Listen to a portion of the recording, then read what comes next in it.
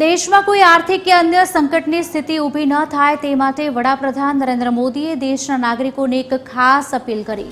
Corona કાળની જેમ ફરી એકવાર લોકોએ પીએમની અપીલને ગંભીરતાથી લીધી। હવે કાશ્મીર, લેહ લદ્દાખ, મનાલી અને સિક્કિમ જેવા સ્થળો માટે બુકિંગ વધ્યા છે, તો વિદેશ જવાનો પ્લાન કેન્સલ કરી લોકો ભારતમાં ફરવાનું નક્કી કરી રહ્યા છે।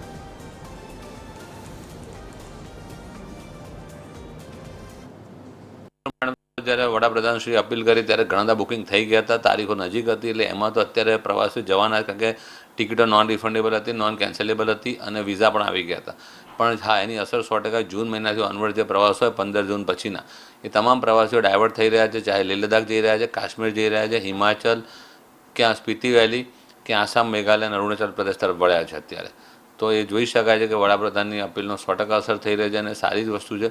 જો ભારતમાં પ્રવાસન વધશે તેનો લાભ અને એના પૈસા ભારતમાં રહે, બહુ સારી વસ્તુ છે। મેં બુક કરાવેલી કેન્સલ કરાવી છે અને અમે હવે વિચારીએ છીએ કે એ પૈસા ઇન્ડિયામાં જ ફરવામાં નાખીએ અને ઇન્ડિયામાં જ પૈસો ફરે તો સારું। એ છે કે અત્યારે આપણી દેશ ઉપર જે સંકટ છે અત્યારે અને મોદી સાહેબની અપીલ છે તો મોસ્ટ ઓફલી ટાળવું જોઈએ। અને હમણાં જ ન્યૂઝ છે કે હવે કદાચ બહારની ટ્રીપ પર, આપણે ફોરેન ટ્રીપ પર ટેક્સ બી લાગે છે, લાગવાનો છે, તો એ ટેક્સ ના લાગે તો કેન્સલ કરીએ તો વધારે સારું રહે બહાર રહેવાનું।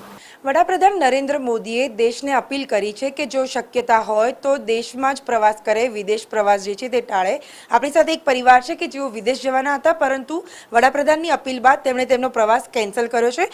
સૌથી પહેલાં હું તમને પૂછીશ કે તમે વડાપ્રધાનની જે અપીલ છે ત્યારબાદ તમારો પ્રવાસ કેન્સલ કર્યો છે, કઈ જગ્યાએ જવાના હતા અને શા માટે આ નિર્ણય લીધો?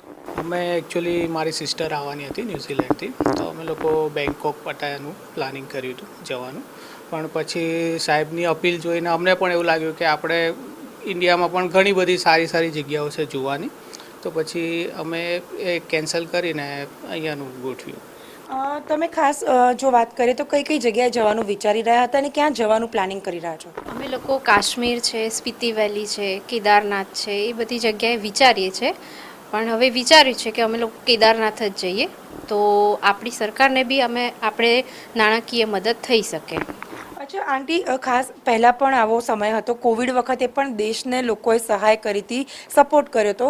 આ ફરી એક વખત એવી જરૂરિયાત તો છે કે જેમાં દેશે જે લોકો છે તેમણે દેશની મદદ કરવાની છે, તો શું કહેશો એના માટે લોકોને?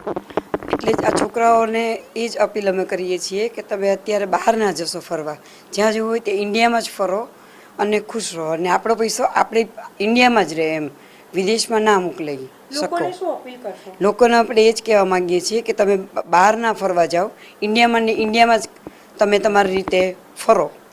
ચોક્કસથી, તો ઘણા એવા પરિવારો છે કે જેઓ વડાપ્રધાનની અપીલ બાદ તેઓએ નક્કી કર્યું છે કે વિદેશ જવાનું ટાળીને સ્વદેશી વસ્તુ અપનાવી, સ્વદેશી જગ્યા ઉપર ફરવું, એટલે કે જે રીતે વિદેશ પ્રવાસ કેન્સલ કરીને ડોમેસ્ટિક એટલે કે ઇન્ડિયાની અંદર જ પ્રવાસ કરવો તેમણે યોગ્ય માન્યું છે। કેમેરા પર્સન જનક ચૌધરી સાથે બ્રિંદા રાવલ, TV 13 અમદાવાદ।